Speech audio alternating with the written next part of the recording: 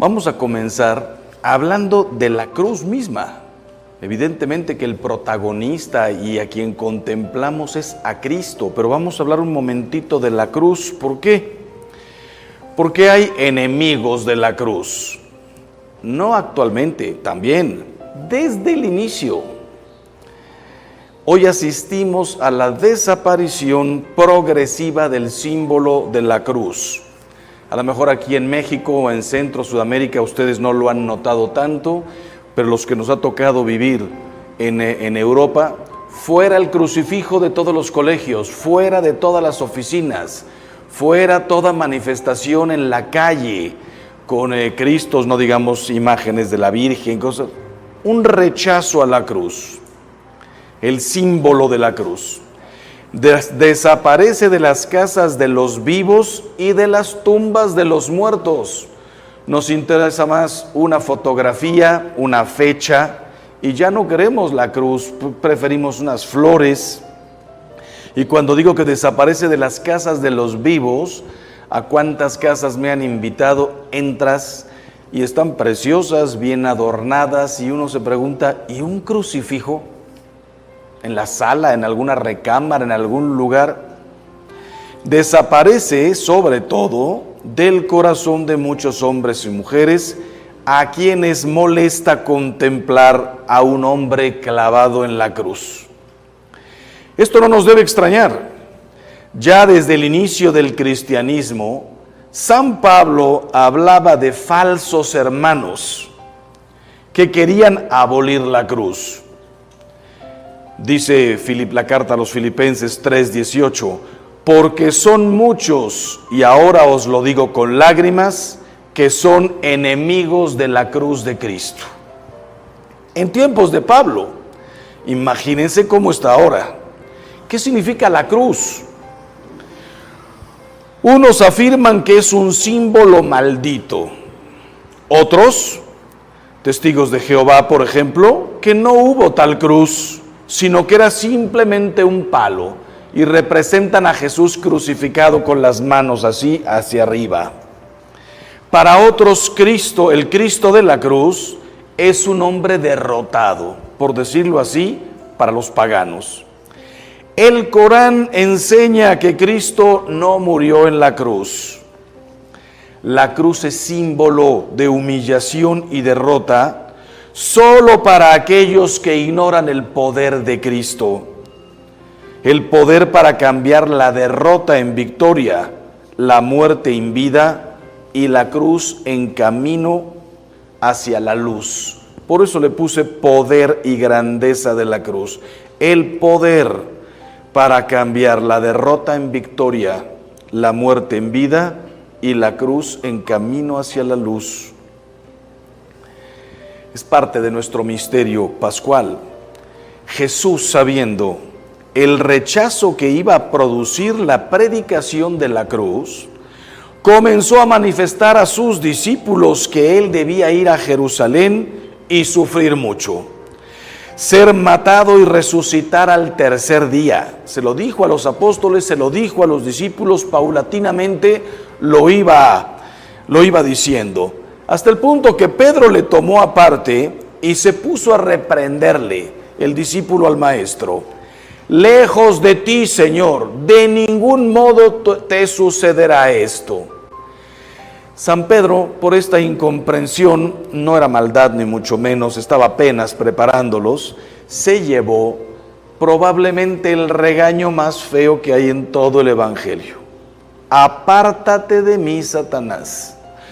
A Herodes lo llamó zorro, vayan y díganle a ese zorro. A otros los llamó hipócritas, a los fariseos, hipócritas. Los llamó mentirosos, pero a nadie más que a Pedro, a la roca, al jefe de los apóstoles, le dijo, quítate de mi vista, Satanás, porque tus pensamientos no son de Dios, sino de los hombres. Mateo 16:21. Pedro ignoraba el poder de Cristo para transformar la muerte en vida. Pero qué curioso, 2000 años antes, Dios le había pedido a Abraham, toma a tu hijo al que amas llévalo al monte, al lugar que yo te diré, y sacrifícamelo. No hablaba de la cruz, hablaba de muerte. Tenía muchísimo más fe Abraham que Pedro. Abraham sabía, dice la carta a los Hebreos, que Dios podía perfectamente devolverle la vida, que Dios sacaba hasta de una piedra un hijo de Abraham. Pedro ignoraba esto, el poder de Cristo para transformar la muerte en vida. Por eso quiso apartarlo del camino de la cruz, pero Cristo le enseña que el que se opone a la cruz se pone del lado de Satanás. Ahora bien, les dije, los testigos de Jehová, los paganos, escándalo, locura para los griegos, para los mismos judíos. Para nosotros no es eso, pero para nosotros la cruz puede ser que haya perdido gran parte de su significado. Nosotros sí queremos la cruz, pero ¿qué cruz queremos? Yo voy cada año a Tierra Santa, ahorita pues por la pandemia no, pero voy 2 veces, me he llevado hasta 200 personas al año en 2 turnos. Y es interesante ver cómo la gente pide cruz de madera de olivo de Jerusalén, cruz de marfil, no tendrás de oro de 18 quilates. A mí de la plata me ensucia, aquí me saca ronchas, necesito 24 quilates. Nos encanta la cruz, pero ¿qué cruz? Satanás, el orgulloso y soberbio, odia la cruz porque Jesucristo, humilde y obediente, lo contrario, orgulloso y soberbio, humilde y obediente, lo venció en ella, en la cruz, humillándose a sí mismo. Estoy citando a Filipenses 2:8, humillándose a sí mismo, obedeciendo hasta la muerte y una muerte de cruz. Y así transformó la cruz en victoria, por lo cual Dios lo ensalzó y le dio un nombre que está sobre todo nombre. Se pueden imaginar la batalla en el momento de Getsemaní. El diablo tentando a Jesús, seguramente que lo estaba haciendo. Todos conocemos las 3 tentaciones de Cristo en el desierto. Pero ahí Cristo le quedaban 3 años de trabajo, de predicación, toda la vida pública. Él sabía de alguna manera el futuro, sabía perfectamente todo. Las 3 tentaciones no voy a decir que fueron sencillas. Convierte estas piedras en pan para que comas. Tírate del pináculo del templo, no te preocupes, te recogerán los ángeles. Póstrate y adórame y te daré todos estos reinos.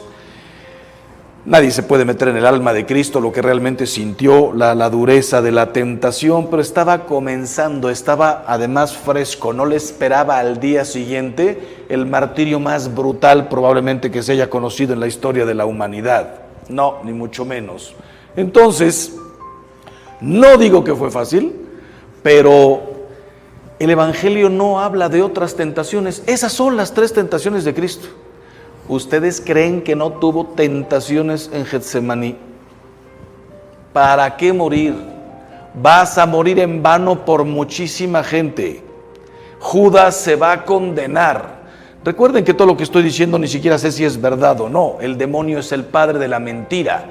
Si Judas está condenado o no, lo sabe Dios Padre, lo sabe Jesús. Nosotros, hay una frase tremenda que dice, el Hijo del Hombre se va, pero ay de aquel por quien se va el Hijo del Hombre. Más le valiera no haber nacido, pero no dice más le valiera no haber sido concebido, más le valiera no haber nacido. Probablemente alcanzó la misericordia de Dios de alguna manera, no lo sabemos. ¿Qué tentaciones tan duras? ¿Cuánta gente se va a condenar? Se va a dividir tu iglesia. Estás muriendo en balde. Tus apóstoles van a correr, van a huir. El que te entrega es uno de los 12.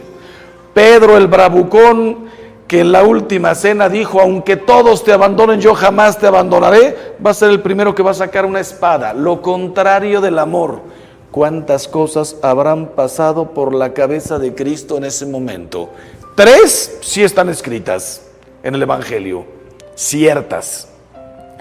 3 veces se levantó y dijo, Padre, si es posible que pase de mí este cáliz. La tentación de no morir, la tentación de morir de otra manera, la tentación de déjame vivir otros 5 años, hombre, hago crecer la iglesia, el reino, déjame curar más gente. ¿Qué pasaba por el corazón de Cristo? Ustedes saben, la tercera parte de la vida de Cristo fue curar. Yo ya he dicho en muchos lugares, si tuviera que pedirle un don a Dios, imagínense qué maravilla tocar a una persona y curarla. Que todas ustedes vinieran y me dijeran, Padre, mi hijo tiene cáncer, tráemelo. Una oración de 1 minuto, curado. El mejor médico del mundo. ¡Qué espectáculo! Si pudiera tocar a una persona y arreglarle el corazón. Nos estamos divorciando, nos estamos matando, no puedo ver ya a mi marido, es que lo veo y me salen ronchas. Tráemelo para acá. Lo toco y le cambio el corazón en 2 minutos. ¿Cómo me encantaría arreglarle la vida a la gente en 2 minutos? El único que ha podido hacerlo era Jesús. En una cena transformó a Zaqueo. En un pozo, en un segundito, transformó a la samaritana. A punto de ser apedreada, transformó a la Magdalena. Transformó a una cantidad de gente. Y curar, no los podemos ni contar. Si te metes al Evangelio y tratas de contar los milagros, sí, tienen un número, a lo mejor son 20, 30 o 50 curaciones. Pero ¿y las que dicen? Le traían a los enfermos y a todos los curaba, y siempre habla de multitudes, miles de personas. Imagínatelo en Getsemaní. Mañana me voy, se está terminando esto. Cuando me levante de Getsemaní, no volveré a hacer un solo milagro. Y la gente que se apiñaba por verlo. Escándalo. Pero humilde y obediente, vence ahí en la cruz. Y él sabía, cuando resucite, haré 10,000 millones de milagros más durante la historia de la humanidad. Símbolo maldito, la cruz. Estamos hablando de poder y grandeza de la cruz. ¿Por qué algunos lo llaman símbolo maldito? Para confundirnos a los católicos. Mira qué pregunta tan tremenda. ¿Tú adorarías el cuchillo con que mataron a tu padre? Imagínense, Dios no lo quiera, vaya ejemplo que voy a poner, que tu hijo saliera hoy de la universidad, 20 años, va a mitad de la carrera, y en un asalto por 3,000 pesos, le meten un cuchillo en el hígado y lo matan. ¿Tú irías a recoger el cuchillo y lo pondrías en la sala, en un cuadro? Mire, este es el cuchillo con el que murió mi hijo. No querrías ni verlo. No lo podrías ni soportar. Entonces nosotros, ¿por qué adoramos? El Viernes Santo se adora la cruz. Es el único día en que se adora. La cruz se venera siempre. El Viernes Santo nos postramos, besamos, adoramos la cruz. ¿Por qué estamos adorando el cuchillo con el que mataron a nuestro Señor?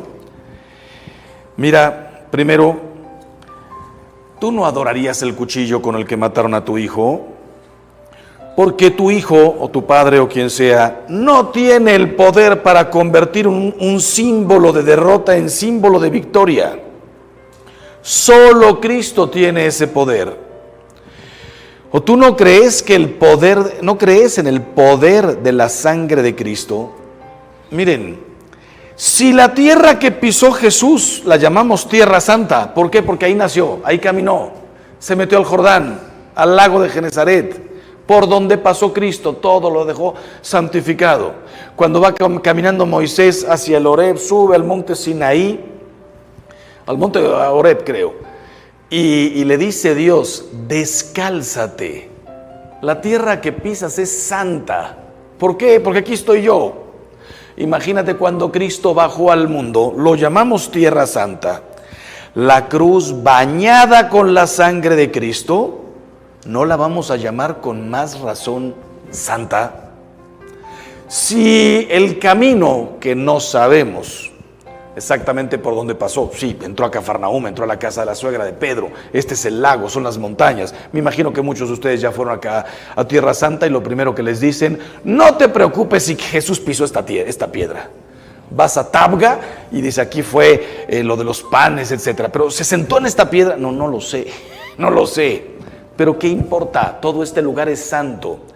Si lo que pisó Jesús es santo, el agua que tocó, imagínate la cruz con la que bañó con su sangre. Por supuesto que es santa la cruz.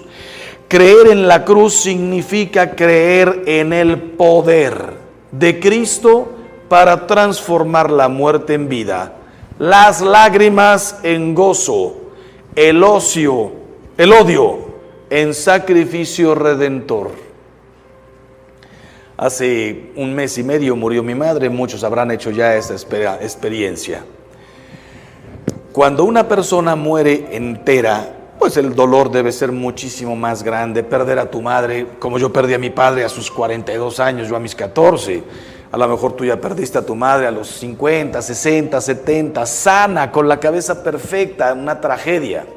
A los que nos ha tocado ver sufrir durante larguísimos años, ¿cómo ayuda la conciencia del poder transformador de la cruz? Tú a tu madre, no desearías la muerte de tu madre a sus 50 años, 60 años, aunque tuviera 75, si está entera. Conozco gente de esta sección que están cumpliendo 80 años y no me pasa ni por aquí desearles la muerte. La de mi madre, yo la pedía, porque para quienes creemos en el poder transformador de la muerte de Cristo, de la cruz, llévatela, Señor, al gozo eterno. Segundo, no fue la cruz la que mató a Jesús. Maldita la cruz que mató a Jesús. La cruz no mató a Jesús. A Jesús lo mataron nuestros pecados. Si alguna estaba pensando, fueron los romanos, fueron los fariseos, fue Pilatos. Pilatos no tenía ni idea de lo que estaba haciendo. Que faltó a su conciencia, faltó a la verdad, que no quiso investigar, rollo suyo. A Cristo lo mataron mis pecados.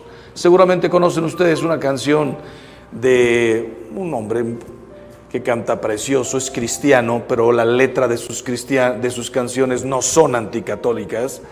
Jesús Adrián Romero, si hubiera estado ahí, y de pronto dice, pensándolo muy bien, también estuve ahí, fui yo quien te escupió, fui yo, mis pecados.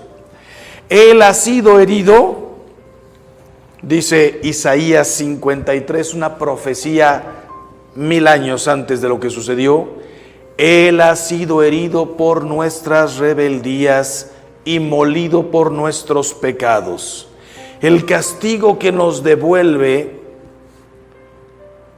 la paz cayó sobre él, y por sus llagas hemos sido curados.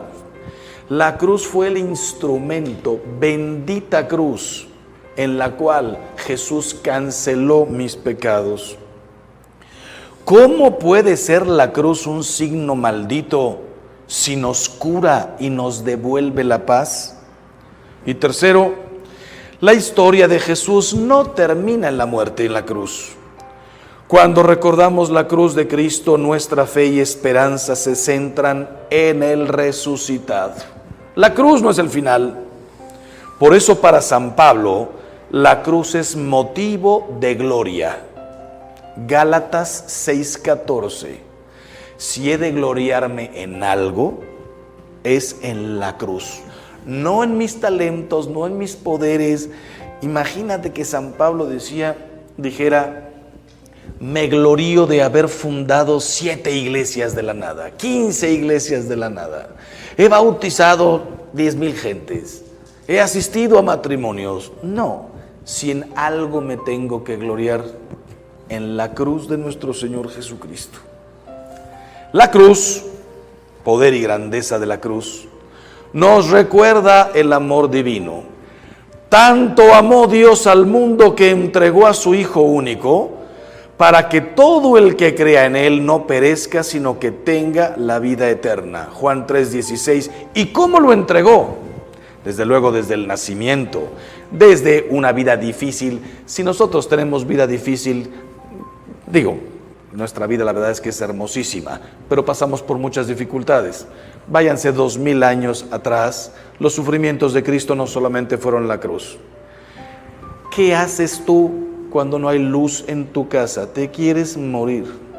Ahora que se han cerrado los establecimientos por la pandemia, en aquel tiempo no había establecimientos, no había nada, casitas, la montaña y el río. No había todos los servicios que tenemos. La cruz de Cristo no es solamente el último momento, la vida. Pero, ¿cómo nos lo entregó? Además de todo lo que dijo, en una cruz. La cruz es el recuerdo de tanto amor del Padre hacia nosotros y del amor mayor de Cristo que dio la vida por sus amigos. El demonio odia la cruz porque nos recuerda el amor infinito de Jesús. Les doy un primer consejo a ustedes y a todos los que nos están escuchando. Persínate todo lo que puedas. Nos da a veces flojera bendecir los alimentos. Hacemos cruces que no significan nada. Llegas, ves el pollo echando humo, la carne y tal. No sabes ni lo que hiciste. Te mueres de ganas ya por llegar al postre, lo que sea. Pasa una ambulancia. No sabes ni lo que estás haciendo. Qué diferente persinarse en el nombre del Padre y del Hijo y del Espíritu Santo. Saber que acabo de trazar una cruz que para los que lo vivieron en ese momento debió ser la cosa más tremenda, porque no sabían lo de la resurrección. A ellos los comprendemos, el instrumento de tortura. Todos los hebreos habían leído los cultos, sabían lo que decían los profetas. Maldito el hombre que pende de una cruz. Y estoy viendo a mi Señor ahí crucificado. Maldito Jesús colgado en una cruz. ¿Cómo? No lo podían entender. Nosotros que llegamos después y ellos que les tocó también la resurrección, ahora sí comprendieron todo. ¿Y por qué el demonio odia la cruz? Porque a mí personalmente y a ti nos recuerda el amor infinito de Jesús, que pudo haber muerto en la flagelación, pudo haber no querido que lo ayudaran en el Vía Crucis. Cayó 3 veces, que sepamos, probablemente fueron más. Pudo perfectamente haberse rendido en el Vía Crucis. Si aceptó humildemente, no puedo cargar esta cruz yo solo. Un acto de humildad. El Todopoderoso no pudo. El que había llevado sobre sus hombros todo el mundo no podía con la cruz. El que había sostenido a toda la gente, había curado a todos, no se pudo cerrar una sola herida del hombro, de las rodillas, de nada. No quiso milagros espectaculares. Hizo un milagro precioso. El de la compañía, el de la ayuda, el del servicio, el de la humildad. Ayúdame, no puedo más. ¿Te imaginas a Jesús diciendo, no puedo más? Para que cuando tú y yo pasáramos por las mismas, no puedo más ver a mi madre así, no puedo ver a mi hijo, no puedo ya verme a mí mismo como estoy, ya no puedo más. Lo dijo Jesús, que quiso ser igualito a nosotros, menos en el pecado, pero en el cansancio, en el dolor, en todo. Me recuerda el amor infinito de Jesús, que con tal de llegar hasta la cruz, se dejó ayudar. La cruz nos recuerda los mandamientos, poder y grandeza de la cruz. La cruz es signo del amor indivisible al Padre y al prójimo. ¿Por qué digo los mandamientos? Porque dice, dijo Jesús, el que ama a Dios y a su hermano ya cumplió con todo, con la ley y los profetas. Para nosotros que nos digan cumplir con la ley y los profetas, si no lo has estudiado, te parecería una expresión así como, ¿qué significa cumplir con la ley y los profetas? Para los israelitas que lo estaban escuchando, era todo. ¿Qué significa la ley? Génesis, Éxodo, Levítico, Deuteronomio, Números, todos los mandamientos y las 20,000 cosas más que estaban escritas ahí. más las complicaciones de los judíos de lavarse hasta los codos, vasos, esto, lo otro, cuántos pasos dar, toda la ley. ¿Y qué son los profetas? Los profetas mayores y menores, todo lo que se dijo, todo lo que se profetizó sobre Cristo, sobre el pueblo, sobre el amor de Dios a todos nosotros.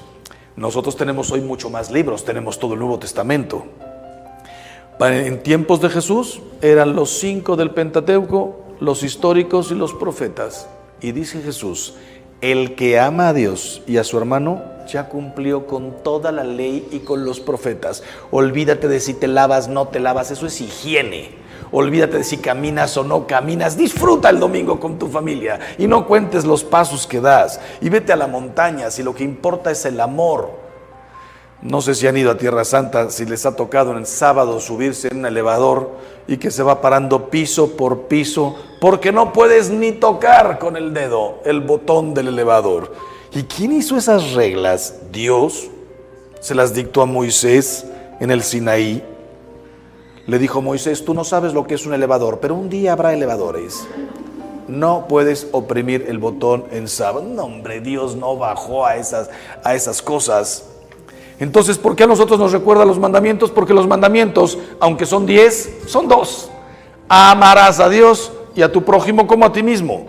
En tu prójimo como a ti mismo entra, honra a tu padre y a tu madre, no robarás, no matarás, no fornicarás, no mentirás, no levantarás falsos, no desearás la mujer, el hombre de tu prójimo, no desearás las cosas ajenas. Y en los 3 primeros entra el amor a Dios. Amarás a Dios, no tomes su nombre en vano y santifica las fiestas. ¿Y por qué me lo recuerda la cruz?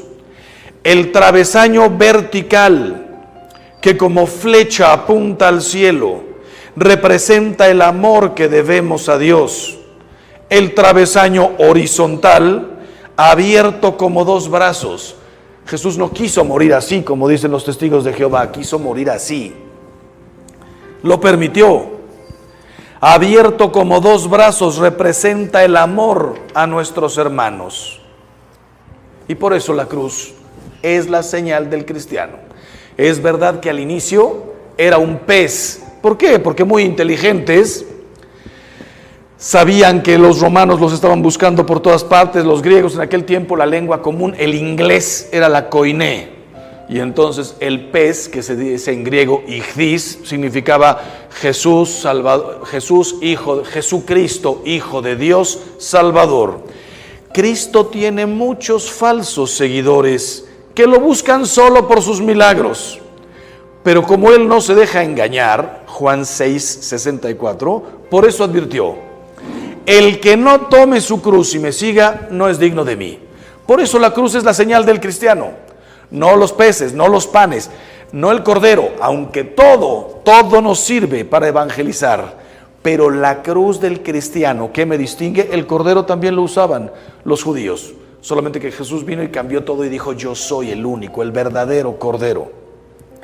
Los griegos hablaban del phos, luz, importantísima palabra para los griegos. Llega Jesús y dice, yo soy la luz del mundo.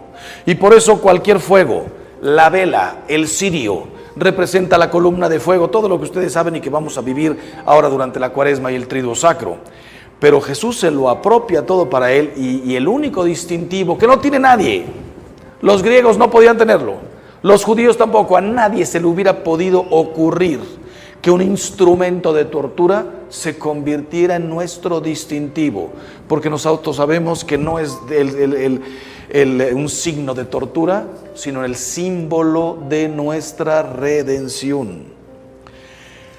¿Por qué dije Juan 6:64? Porque vieron los milagros. Dice Jesús, ustedes me siguen porque les di a comer pan, porque multipliqué panes y peces. Me siguen porque ven todos los milagros que hago. Pues ¿saben qué? No quiero que me sigan por eso. El que no toma su cruz y me sigue, no es digno de mí. En la segunda parte, cuando termine esto, vamos a hablar de las cruces personales. Y desde luego salta la objeción. Dice la Biblia, maldito el que cuelga del madero. ¿Cómo respondemos los católicos a esto? Los malditos que merecíamos la cruz por nuestros pecados somos nosotros, pero Cristo, el bendito, al bañar con su sangre la cruz, la convirtió en camino de salvación. Cristo cargó con la cruz a fin de que llegara a los gentiles en Cristo Jesús la bendición de Abraham y por la fe recibiéramos el espíritu de la promesa. Pues bueno, el ver la cruz con fe nos salva. Poder de la cruz si la vemos con fe. Miren, dijo Jesús: como Moisés levantó la serpiente en el desierto, así tiene que ser levantado el Hijo del Hombre para que todo el que crea en él tenga vida eterna. Juan 3:14. Si los israelitas, por una cosa que no alcanzamos a comprender cómo se le ocurrió a nuestro Señor eso, lo hizo preparando la crucifixión de Cristo. El judío no podía hacerse imágenes. La serpiente, dice el Génesis, es el animal que representaba al diablo. La serpiente fue la que engañó a Eva. ¿Cómo es posible que nuestro Señor, que Dios Padre haya dicho: los que sean picados por una serpiente y no quieran morir, vean a la serpiente que va a ser Moisés? No pudo ser un cordero, algo que significaba redención. No pudo ser una imagen del arca de la alianza. Vean el arca, una arca nueva hecha de acero para que se conviertan. Cristo podría haberse evitado la cruz y redimirnos en el lago, y hubiera sido precioso, y tendríamos en todas las paredes de nuestras casas una imagen del lago y Jesús caminando sobre las aguas. No fue lo importante. Podría ser la imagen de Cristo repartiendo el pan y repartiéndolo, importantísimo símbolo de la Eucaristía, después sacramento. Nada. Quiso que fuera la cruz. La cruz. Y decía yo, y en el Antiguo Testamento, la serpiente. ¿Podía haber algo más escandaloso y más feo que voltearse a ver a una serpiente para quedar curado? Te voy a hacer una pregunta horrible, pero lo tengo que hacer. ¿Podría haber algo más feo que ver al crucificado para quedar curado? Si tu hijo llegara hoy del colegio, bueno, no hay colegio, pero si hubiera, y se levanta el pantalón y te enseña la rodilla destrozada, se cayó de la moto y se raspó así, tal. Solo hablo de la rodilla. La rodilla. ¿Cómo te quedarías lejos de contemplar báñalo de alcohol, esto y lo otro? ¿No le harías una foto y la enmarcas? La rodilla sangrante de mi hijo.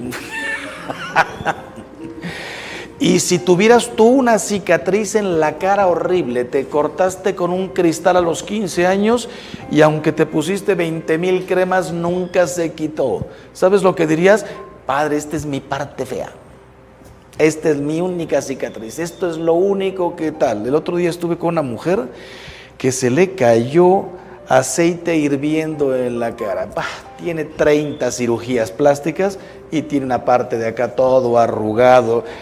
Que dices, hasta eso me ayuda a comprender lo que es ser madre, todo lo que ha hecho por sus hijos, lejos de criticarla o decir qué feo, un trofeo, qué hermoso, premio a la labor que has hecho. Pero como persona, no quisiera yo ver mi cara así jamás.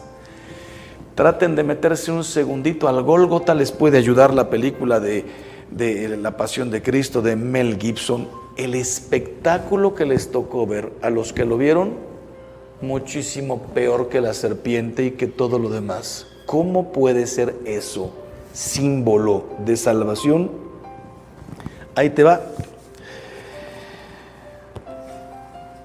Para que tengamos vida eterna. Al ver a la serpiente, los heridos de veneno mortal quedaban curados.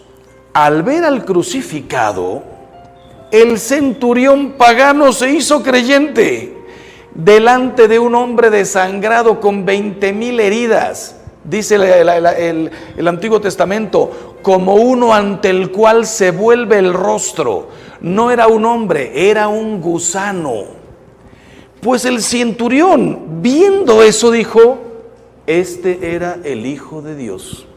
Sin saber, era romano, sin saber quién era Dios Padre ni nada. Él diría: este era hijo de un Dios. No sé de quién, era hijo de Dios. Dimas, el perdido, fue salvado.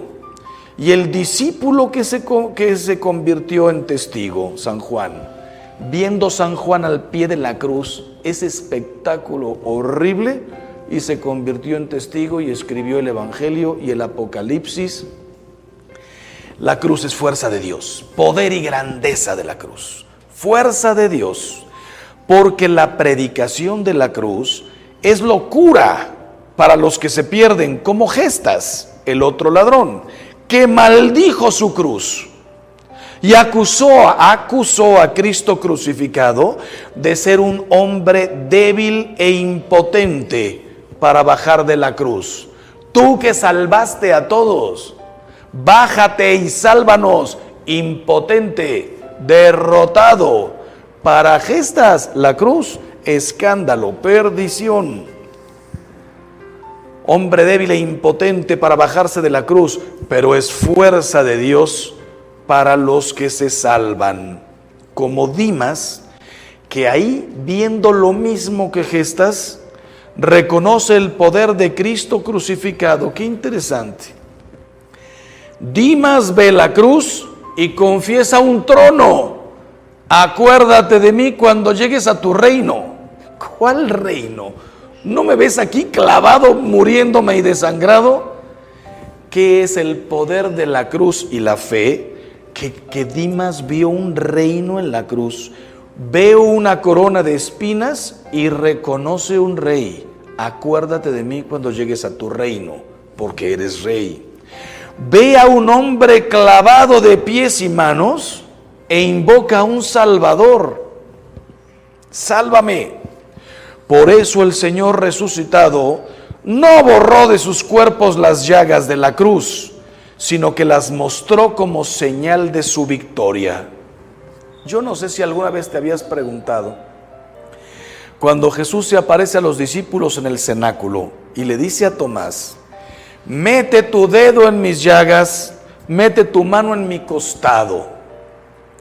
¿Por qué Jesús se presenta con las 5 llagas? El costado, manos y pies. No se presentó con 20,000 hoyos en la cabeza de la corona de espinas. No se presentó con el pómulo hinchado, el ojo cerrado. No se presentó con la espalda desbaratada, todavía la camisa, el manto mojándose. Solo 5 llagas. ¿Por qué esas no desaparecieron? Alguna estará pensando como buena mamá: no alcanzó a cicatrizar. Fue poquito tiempo en el sepulcro. No, si cicatrizó toda la espalda, todas las piernas, la cara, el cuero cabelludo, todo. ¿Por qué no cicatrizó? Para que nadie pudiera decir: no es él, no es él. Yo lo vi morir, yo lo vi desangrarse, yo estaba ahí de lejitos, pero lo vi. Si Tomás le dijeron: ya lo vimos todos, es él, y dijo: hasta que no meta mi mano y no meta mis dedos, no creo. Se le tuvo que aparecer Jesús para decirle: soy yo, mete tu mano en mi costado, no es otro, soy yo. Fuerza de Dios para los que creen. Ya vieron la diferencia entre Gestas y Dimas. Todo lo que Dimas vio en la cruz. Y por último, la cruz es síntesis del Evangelio. ¿Por qué? San Pablo resumía el Evangelio como la predicación de la cruz. Esta es la única cosa que me da un coraje de los apóstoles. De los 12, 13, porque San Matías también cuenta, y de San Pablo, 14. Ustedes saben que son 14 apóstoles. Los 12 más Matías, que sustituye a Judas, más Pablo. Solamente hablan de la cruz. Nadie se detuvo a escribir qué hizo Jesús 30 años. Nacimiento, se van a vivir a Egipto, solo Dios sabe dónde viven. Regresan, una escena en el templo, y de ahí hasta los 30 años. Nadie habló de José, de la carpintería, de María, del color de sus ojos. Una cosa tan sencilla.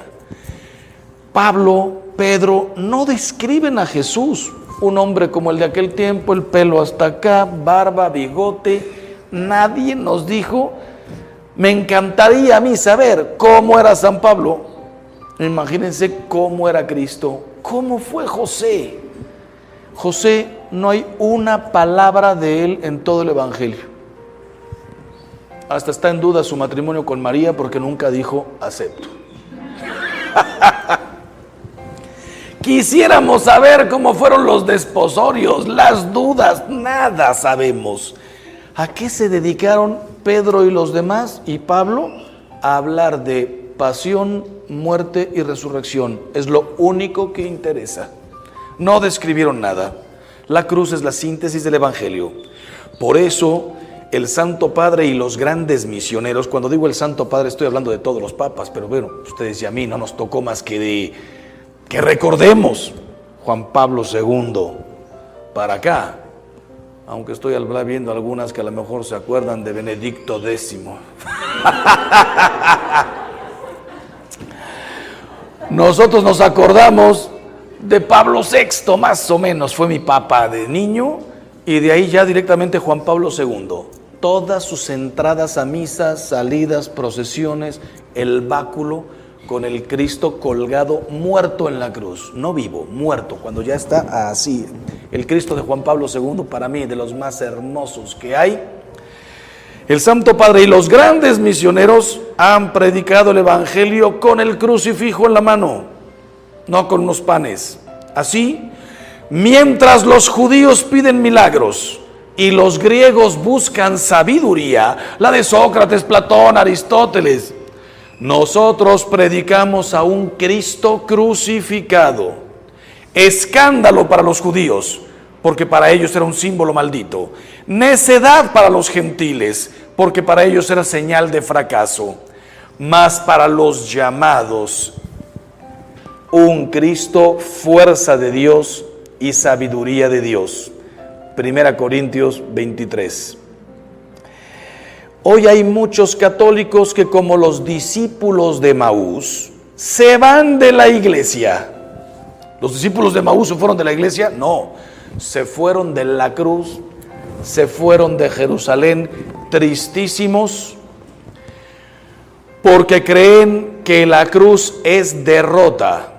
A todos ellos Jesús les sale al camino y les dice, como a los de Emaús, ¿no era necesario que el Cristo padeciera eso y entrara en su gloria? Léanse cuando termine el retiro Lucas 24, todo el encuentro de Emaús. La cruz es pues el camino a la gloria, poder y grandeza de la cruz, el camino a la luz. El que rechaza la cruz no sigue a Jesús. Mateo 16, 24. ¿Y por qué les dije también que la cruz resume todo el Evangelio? Por una parte, porque los mandamientos son dos, amar a Dios y al prójimo. Y ahí está, tú ves una cruz y sabes que tienes que amar a Dios y tienes que amar a todos nuestros hermanos. Pero además, sorpresa, es una síntesis la cruz de las bienaventuranzas. Bienaventurados los pobres de espíritu. Jesús desnudo en la cruz. No sé si se han leído el libro de María Valtorta, yo lo recomiendo mucho. Hubo un tiempo en que la iglesia lo vio como con cuidado, porque aunque María Valtorta fue una santa, no está canonizada, pero saben que se pasó 40 años en cama. Todos los Viernes Santo le sangraba el costado, no tuvo un centavo, nadie vendió ceniceros, llaveros y espejitos de María Valtorta, no fue un negocio, no fue nada. 40 años de sufrimiento. Una mujer que fue maestra, lo que sí tenía era una muy buena pluma, y de pronto dice, ahí les va el Evangelio como me lo revelaron a mí, como me fue revelado. Y como se usó la palabra revelación, la revelación terminó con Cristo. Pues a mí se me reveló así. No, entiende, la revelación terminó con Cristo. No hay más revelaciones. Pues a mí se me reveló así. Ella murió en santidad. Muchos de sus seguidores llegaron incluso a decir, es que este libro es mejor que el Evangelio. ¿Cómo se les ocurrió decir eso? Les digo la verdad, pero no me vayan a aventar piedras. Algo de razón tiene. Yo ya me lo leí. Primero, incluye todo el Evangelio, es una repetición del Evangelio. Solamente que ella describe las escenas, digamos, de todo lo que falta. ¿Qué es lo que falta? ¿Tú sabes si Judas comulgó o no? Mojó el bocado, se levantó y se fue, el demonio entró, dice el Evangelio, entró en él y salió. ¿Y de qué siguió hablando Jesús? Tú sabes las reacciones de Pedro y de los demás. Te lees a María Valtorta y dices, ¡qué belleza! Si alguna quiere, al final me pregunta dónde conseguirlo. Son 11 tomos, 10 tomos. Son cada tomo de 300 páginas, son 3,000 páginas. Te lo lees en un año, año y medio. Pero qué belleza. Entonces, ¿por qué cité a Valtorta? Porque ustedes ven un crucifijo, como todos, con un paño. Claro, este es de madera. Los normales, los que son de cerámicas, pasta, un paño blanco cubriéndolo.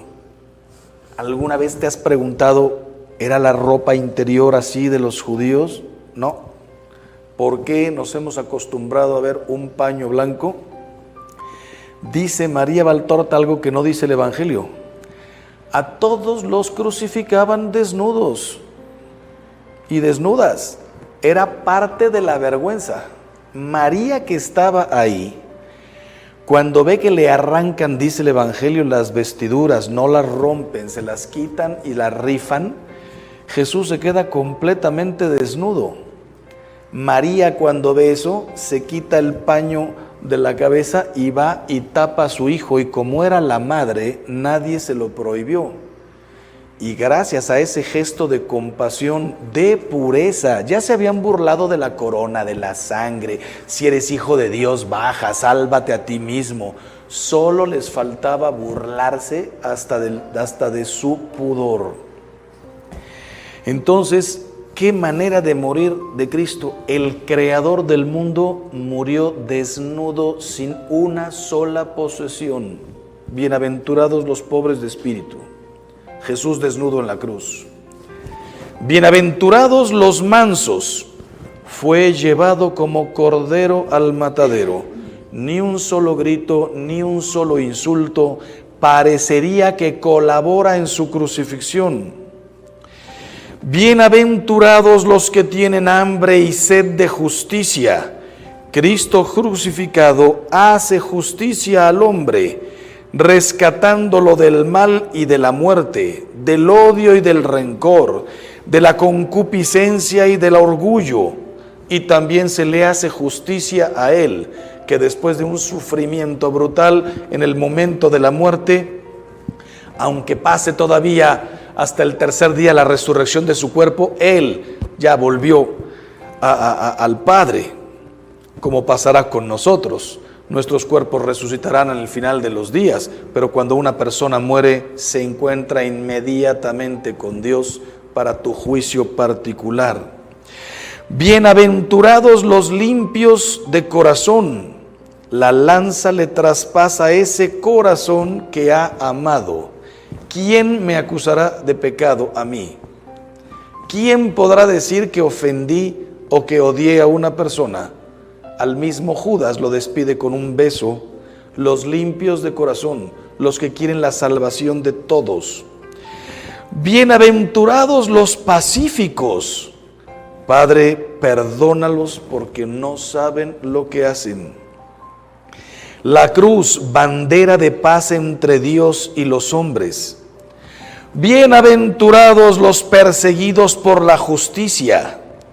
Crucifícale, crucifícale.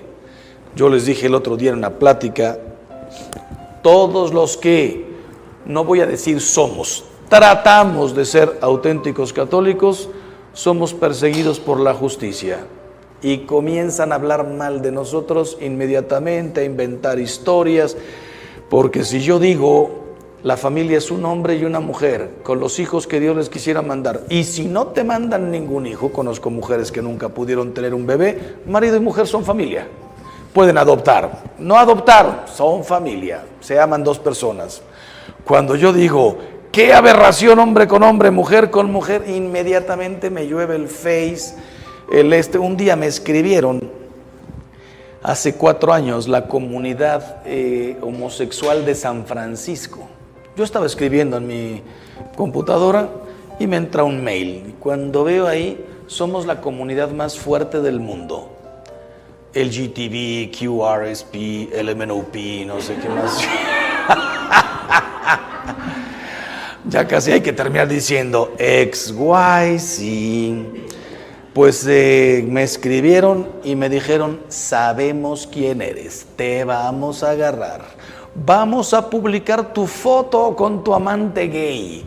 Se va a enterar tu obispo. Yo dije, no saben ni quién soy, no tengo obispo, yo soy legionario, etcétera, etcétera. Y tuvimos un diálogo de dónde sacas que estamos enfermos, que se puede curar, a cuántos has curado. Yo les respondí con toda la educación del mundo, yo no he curado a nadie. Conozco gente que sale, ellos no pueden oír el nombre de Peter Cohen o algo así, o Richard Cohen, y son otros muchos, pero ese es solo el tema de la homosexualidad. Y el tema de las ideologías, porque una cosa es ser homosexual, mis respetos a todos los homosexuales. Algo te pasó, algo no te pasó, así te descubriste desde niño, ni quien te juzgue, ni quien se meta contigo. Pero una cosa es ser homosexual y otra cosa son las ideologías y los matrimonios y la historia y media. ¿Saben cuándo yo cambié un poquito mi opinión? Cuando una mamá se me acercó y me dijo, padre, usted no ha sufrido lo que es tener un hijo homosexual. Mi hijo no anda marchando ahí medio desnudo, no anda con los pelos así, no anda con 20 aretes. Mi hijo anda de traje y corbata, pero no sabemos ni cómo, desde que tiene 16 años le gustan los hombres. ¿Qué hago? ¿Te juzgo, te apedreo, te condeno o te mando al infierno? O más bien te comprendo, te doy todo mi cariño, amor, aceptación. Sí, pero una cosa es eso y otra cosa es la ideología. Cada quien que haga lo que quiera. Nuestra felicísima ministro de no sé qué pidiendo que los niños a los 6 años ya puedan cambiarse de sexo. No sabe leer, no sabe sumar, pero ya sabe si quiere ser hombre o mujer a los 6 años. Y vamos a pagar sus operaciones con el dinero de tus impuestos. Las ideologías, la estupidez, todos los que defendemos el matrimonio, la familia, la vida, las famosas mujeres estas de pañoletas verdes, hombres y mujeres. Crucifícale, crucifícale. Bienaventurados seréis cuando os persigan y digan todo género de mal por mí. Pues bueno, la cruz no solamente es el resumen de los mandamientos, sino del Evangelio, porque las bienaventuranzas son, en parte, el mensaje central del Evangelio. Falta la Eucaristía, falta el perdón, falta todo eso, pero como conducta cristiana, ¿qué es un cristiano? El que vive las bienaventuranzas.